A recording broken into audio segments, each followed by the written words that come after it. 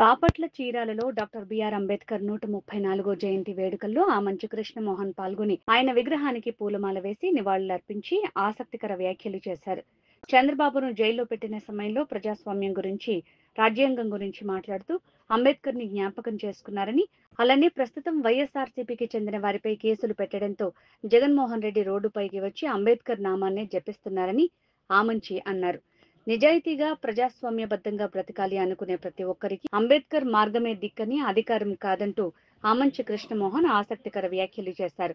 Doctor Babasaheb Ambedkar 134వ జయంతి సందర్భంగా అంబేద్కర్ గారి విధానాన్ని మనస కర్మణ భాష దైనందిన జీవితంలో పాటించే ప్రతి ఒక్కరికి నమస్కారాలు తెలియజేస్తున్నా.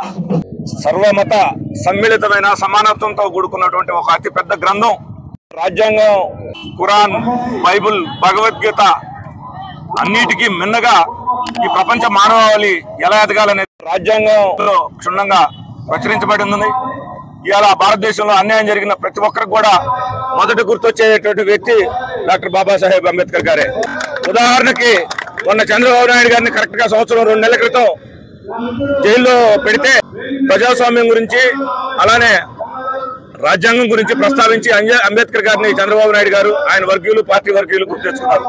అలానే ఇవాళ జగన్మోహన్ రెడ్డి గారు కేసులు పెట్టారని చెప్పి ప్రజాస్వామ్యం గురించి, రాజ్యాంగం గురించి రోడ్డు మీదకి వచ్చి ఆయన నామాన్నే జపిస్తున్నారు. అంటే ఇక్కడ మనకు అర్థమవుతుంది ఏంటంటే, భారతదేశంలోనే కాదు ప్రపంచంలో నిజాయితీగా ప్రజాస్వామ్యబద్ధంగా బతకాలనుకునే ప్రతి ఒక్కరికి అంబేద్కర్ గారి యొక్క మార్గమే దిక్కు. అధికారం, నియంతృత్వమైనటువంటి పోకళ్ళు ఈ రోజు అలముకున్నాయి.